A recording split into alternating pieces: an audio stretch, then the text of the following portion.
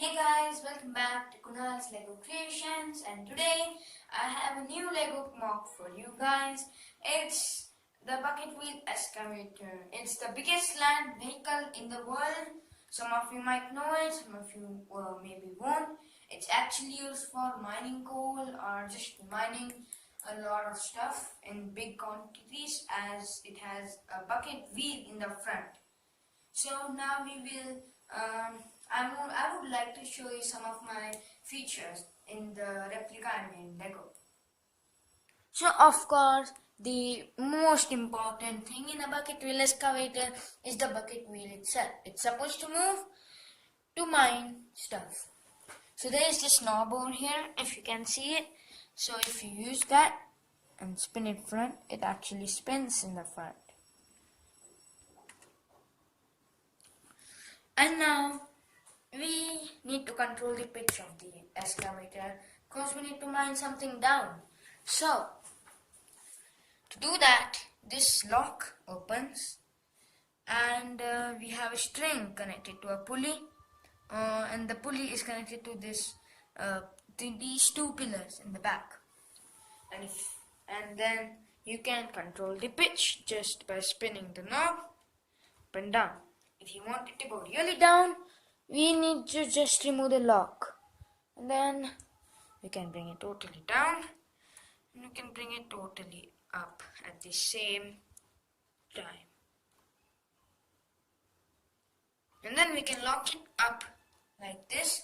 So now the bucket wheel is totally up and it can still work. Let's bring it to the proper position so that it doesn't fall off.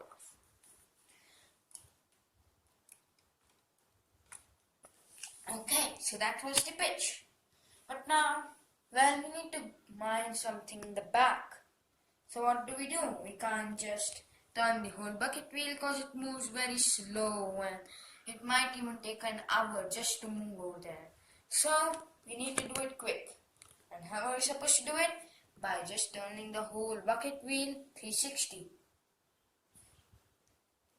Alright, now that we mined the whole coal in the back, we need to transport it. How are we supposed to do it?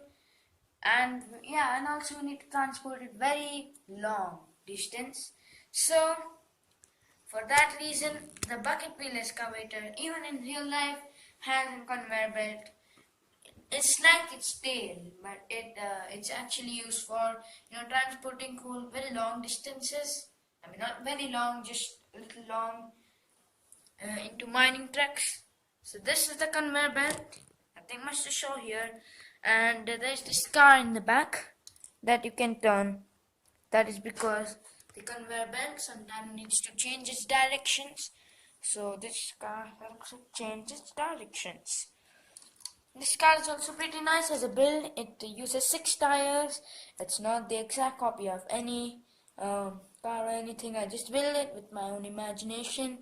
You have the small ladder to get up into the driver's room, driver's seat, so that you can actually drive it. And the drivers really need coordination in the bucket wheel excavator and the car because they don't want it to dash. So the next main thing about a bucket wheel excavator is it needs to move. Even though it moves slowly, it really needs to move. So for that, first thing you have to do is, if the car is turned on its side, then you should do this, because the rubber tires are very grippy. They can just pull out the bedsheet. And now we are all set for it to move. There is nothing like a lock or anything for this, so you can just push it properly. It's very heavy, so it actually is very tough to move. In reality it goes very slow, 0.8 miles per hour, which is extremely slow. This can move quite fast if you think of its size. And also size, let's check how it is to the minifigure. It's not minifigure scale at all. It would be very big, even bigger than my bed where I'm recording right now. So just keep that in mind. But still, It is pretty big comparing to the minifigure. That's the minifigure right there. Hope you can see it. And that's the bucket wheel excavator compared to the minifigure. Can't even fit in the frame.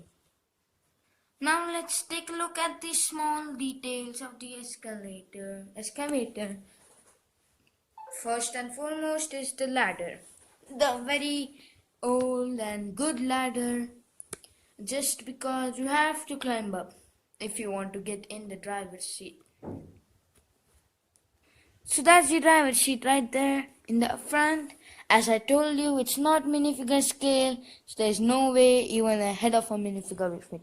Actually, a head might fit, but not the whole minifigure. So moving on top, we have the,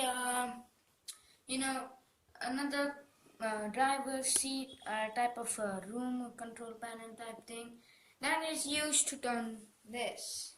I mean, he's supposed to be in charge. That the guy who is inside that is supposed to be in charge. But when we are big figs, we need to charge it all. So we are in charge of this whole vehicle.